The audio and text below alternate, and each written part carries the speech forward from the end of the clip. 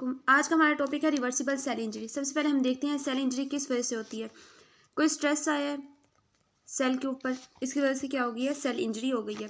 अगर short duration के लिए है वो स्ट्रेस, शॉर्ट ड्यूरेशन के लिए वो स्ट्रेस है, तो फिर क्या होगा, यूजली सेल अपने आप को अडेप्ट की तरफ लेके जाएगा, अडेप्टेशन करेगा। लेकिन अगर जो स्ट्रेस है वो लॉन्ग ड्यूरेशन के लिए है, अगर जो स्ट्रेस है वो लॉन्ग ड्यूरेशन के लिए है, तो फिर क्या होगा, रिवर्सिबल सेल इंजरी हो जाएगी, रिवर्सिबल सेल इंजरी हो जाएगी। फॉर एग्जांपल, ये एक नॉर्मल सेल है, in the presence of stress ये इसका स्ट्रक्चर ख़राब हो गया, इसकी सेल मेम्ब्रेन वगैरह सब कुछ क्या हो गया, ख़राब, न्यूक्लियस वगैरह सब कुछ डिस्टर्ब हो गया, मॉर्फोलॉजिकल और फंक्शन इसका क्या हो गया, डिस्टर्ब हो गया। लेकिन अगर इसका स्टिमुलस या इसका स्ट्रेस रिमूव कर दिया जाए तो फिर ये अपनी नॉर्मल स्टेट में क्या आ जाएगा, वापस चला जाएगा। सबसे पहले देखते हैं रिवर्सिबल सेल इंजरी।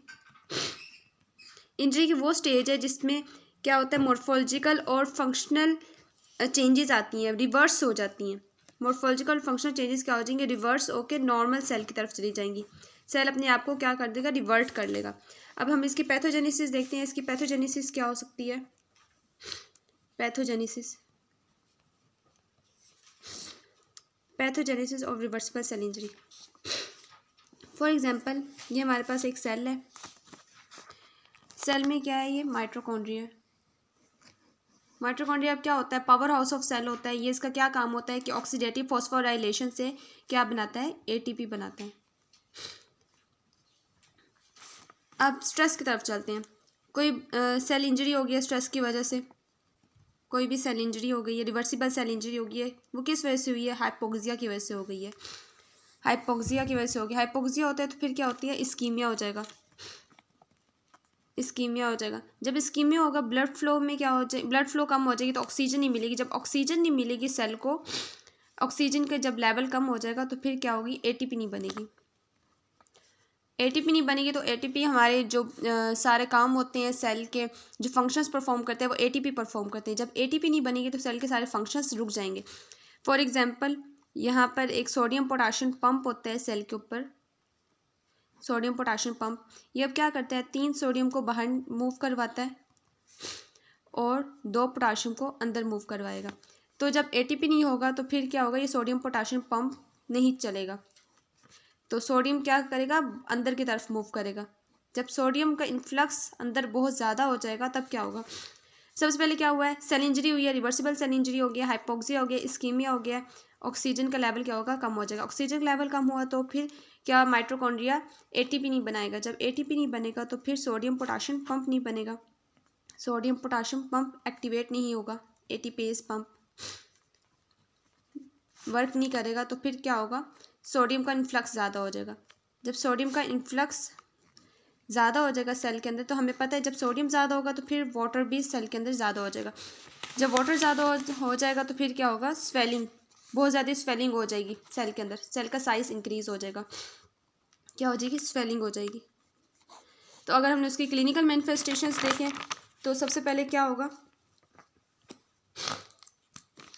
इसकी अगर क्लिनिकल मैनिफेस्टेशंस इसकी देखें तो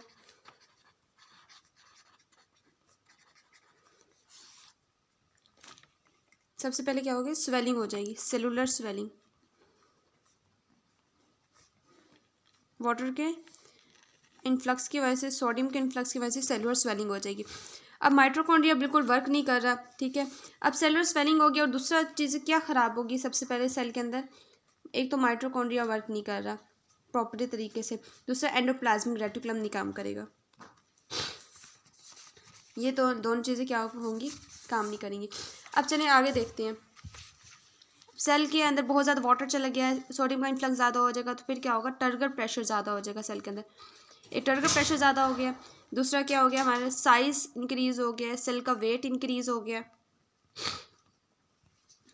वेट इंक्रीज़ हो गया, साइज़ इंक्रीज़ हो गया। अब यहाँ पे हम एक टर्म यूज़ करते हैं पेलर की। पेलर क्या होता है, कंजेशन ऑफ आर्टरीज, इसको क्या कहते हैं, हम पेलर कहते हैं, कंजेशन ऑफ कैपिलरीज, इसको हम लोग क्या कहते हैं, पेलर कहते हैं। ये सेल है, इसके अंदर बहुत ज़्यादा वाटर आ गया, जो इसके अंदर कैपिलरीज होंगी वो हो जाएंगी, क्या हो जाएंगी, कंप्रेस हो जाएंगी, कंजेस्ट हो जाएंगी। कंजेशन ऑफ कैपिलरीज को हम लोग क्या कहते हैं, पेलर कहते हैं। इसमें प्रोटीन्स भी डीनेचर्ड हो जाएंगे। अब देखते हैं प्रोटीन्स कैसे डीनेचर्ड होंगे। प्रोटीन्स डीनेचर्ड वगैरह हो जाएंगे। हमने कहा था कि एंडोप्लाज्मिक रेटिकुलम का रोल प्ले होता है। अब क्या क्या रोल होता है ये हमारे पास एंडोप्लाज्मिक रेटिकुलम में, इसमें राइबोसोम्स अटैच होते हैं। जब हमारे पास एटीपी नहीं होगी तो क्या राइबोसोम्स का क्या काम होता है, ये हमारे पास राइबोसोम्स हैं। राइबोसोम्स का क्या काम होता है, प्रोटीन के सिंथेसिस करना, सिंथेसिस ऑफ प्रोटीन होता है। तो प्रोटीन्स पहले प्राइमरी प्रोटीन्स होती हैं, फिर सेकेंडरी प्रोटीन्स बनती हैं, फिर टर्शियरी प्रोटीन्स बनती हैं। तो जब राइबोसोम्स ही नहीं होंगे तो फिर प्रोटीन्स नहीं होंगी, तो डीनेचर्ड प्रोटीन्स हो जाएंगी। प्रोटीन्स का स्ट्रक्चर खराब हो जाएगा, डीनेचर्ड प्रोटीन्स हो जाएंगे। और किस वजह से ये सारी चीज़ें होंगी, एटीपी ना होने की वजह से। एटीपी ना होने की वजह से प्रोटीन्स डीनेचर्ड हो जाएंगे। अब जब एटीपी नहीं है, प्रोटीन्स भी नहीं बन रही, तो फिर राइबोसोम्स क्या हो जाएंगे, डिटैच्ड हो जाएंगे। डिटैच्ड राइबोसोम्स हो जाएंगे। अच्छा, उसके बाद सेल के अंदर न्यूक्लियस भी तो होता है। ये सेल का न्यूक्लियस है। न्यूक्लियस की ये क्रोमेटिन मटेरियल है। इनकी क्या हो जाएगी, क्लैंपिंग स्टार्ट हो जाएगी। क्रोमेटिन मटेरियल की क्या हो जाएगी, क्लम्पिंग स्टार्ट हो जाएगी क्रोमेटिन मटेरियल की। तो हम मैनिफेस्टेशन में क्या लिख सकते हैं, clumping of chromatin material.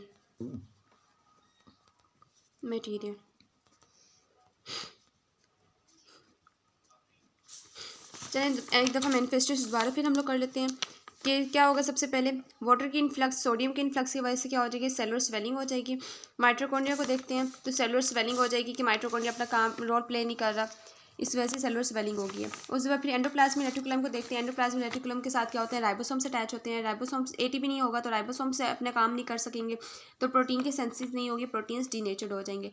Then हमारे पास न्यूक्लियस, न्यूक्लियस में क्रोमेटिन मटेरियल क्या हो जाएगी, क्लम्पिंग हो जाएगी। जब क्लम्पिंग हो जाएगी तो फिर क्या होगा, न्यूक्लियस भी अपना काम नहीं कर पाएगा। अच्छा, ये रिवर्सिबल सेल इंजरी है, तो इसमें जो प्लाज्मा मेम्ब्रेन होगी वो क्या होगी, इंटैक्ट रहेगी। प्लाज्मा मेम्ब्रेन इंटैक्ट रहेगी। प्लाज्मा मेम्ब्रेन को कुछ नहीं होगा, लेकिन इसमें क्या होगी, ब्लबिंग हो जाएगी। स्वेलिंग की वजह से प्लाज्मा मेम्ब्रेन में ऐसे ब्लबिंग हो जाएगी। वाटर की इन्फ्लक्स की वजह से क्या हो जाएगी, बबल्स बन जाएंगे, ब्लबिंग ऑफ प्लाज्मा मेम्ब्रेन हो जाएगी। अच्छा, वाटर की इन्फ्लक्स की वजह से जो यहाँ पर जो ऑर्गेनेल्स वगैरह होते हैं, इसमें क्या होती है, फॉस्फोलिपिड्स होते हैं। तो फॉस्फोलिपिड्स क्या हो जाएंगे, सेपरेट्स हो जाएंगे। जैसे माइटोकॉन्ड्रिया, इसमें जो मेम्ब्रेन में जो फॉस्फोलिपिड्स होते हैं वो क्या हो जाएंगे, सेपरेट्स हो जाएंगे। फॉस्फोलिपिड्स क्या हो जाएंगे, सेपरेट हो जाएंगे। जब फॉस्फोलिपिड्स सेपरेट हो जाएंगे तो फिर क्या होगी, माइलिन फाइबर्स बनेंगे। माइलिन फिगर्स बनेंगी जो सेपरेट नज़र आएंगी हम लोगों को। कहाँ पे, प्लाज्मा मेम्ब्रेन में हम लोगों को ये नज़र आएंगी ऐसे करके, ये माइलिन फिगर्स बन जाएंगी। देन हमारे पास फैटी चेंजेस में क्या फैटी चेंजेस आएंगी, फैटी चेंजेस इसमें क्या होगा, फैटी वैक्यूल्स बनेंगे। फैटी वैक्यूल्स कहाँ पे अकोमुलेट होंगे, हमारे उन ऑर्गन्स में जाके अकोमुलेट होंगे जो फैट की अकोमुलेशन करते हैं, फैट की एसिमिलेशन करते हैं, डाइजेस्ट करते हैं फैट्स को। तो फैट्स की जब अकोमुलेशन होगी तो हमारे लिवर में ज़्यादा जाके अकोमुलेशन हो जाएगी फैट्स की। देन है हमारे पास साइटोप्लाज्म का क्या होगा, साइटोप्लाज्म में हमारे रेड एंड शेप साइटोप्लाज्म हो जाएगी, रेड कलर की साइटोप्लाज्म हो जाएगी। अब क्यों रेड कलर की होगी, इसकी दो वजह है कि एक तो डीनेचर्ड प्रोटीन्स हैं, डीनेचर्ड प्रोटीन्स की वजह से। कैसे, अब डीनेचर्ड प्रोटीन की वजह से कि एसिनोफिल्स जो हमारे पास होता है, एसिनोफिल्स इसके साथ जाके ज़्यादा अटैच होने लग जाएंगी प्रोटीन्स के साथ। जब प्रोटीन के साथ जाके ज़्यादा अटैच होने लग जाएंगी तो क्या होगा, रेड कलर देंगे। देन है हमारे पास जो राइबोसोम्स जो होते हैं, इनके पास आरएनए होता है। राइबोसोम्स के पास जो आरएनए होता है वो बेसोफिल से बना होता है, बेसोफिल से बना होता है। जब राइबोसोम से नहीं बन रहे हमारे पास तो फिर आरएनए नहीं बनेगा, आरएनए नहीं बनेगा तो फिर बेसोफिल्स हमारे पास नहीं होंगे। जब बेसोफिल्स नहीं होंगे तो एसिनोफिल्स का लेवल क्या हो जाएगा, ज़्यादा हो जाएगा, और वो रेड कलर हम लोग को शो करेगा साइटोप्लाज्म। देन है अच्छा, ये रिवर्सिबल सेल इंजरी है, ये सारी मैनिफेस्टेशंस तो होगी। स्टिल क्या होगा कि ऑर्गेनेलीज बर्स्ट नहीं करेंगी, ठीक है, ऑर्गेनेलीज इंटैक्ट रहेंगी। जो लाइसोसोम्स होते हैं, लाइसोसोमल एंजाइम्स होते हैं, वो भी रिलीज़ नहीं होंगे, मतलब ऑटोलाइसिस वगैरह नहीं होगी। देन है मेम्ब्रेन उसकी क्या रहेगी, इंटैक्ट रहेगी। तो ये है रिवर्सिबल सेल इंजरी इन तीनों फीचर्स की वजह से, क्योंकि ये तीनों फीचर्स बिल्कुल मेंटेन्ड है, तो इनकी वजह से सेल अपनी नॉर्मल पोजीशन पे वापस जा सकता है, चलिए अब इसके एमसीक्यूज डिस्कस कर लेते हैं कि इस टॉपिक में कौन कौन से एमसीक्यूज आ सकते हैं।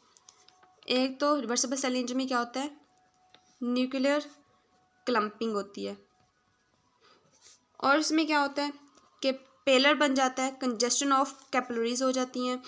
देन है एसिनोफिल का लेवल क्या हो जाएगा, ज़्यादा हो जाएगा। किसकी वजह से एसिनोफिल का लेवल ज़्यादा हो जाएगा, डीनेचर्ड प्रोटीन की वजह से, डीनेचर्ड प्रोटीन्स की वजह से। और क्या होगा, इसमें माइलिन फाइबर्स बन जाएंगे। अब माइलिन फिगर्स क्यों बनेंगे, ये कंपोनेंट होता है फॉस्फोलिपिड्स का। जब फॉस्फोलिपिड सेपरेट हो जाएंगे तो क्या हो जाएगा, माइलिन फिगर्स बन जाएंगे। होप आपको समझ आएगी होगी। नेक्स्ट चैप्टर में हम लोग नेक्स्ट टॉपिक को डिस्कस करेंगे। Thank you so much.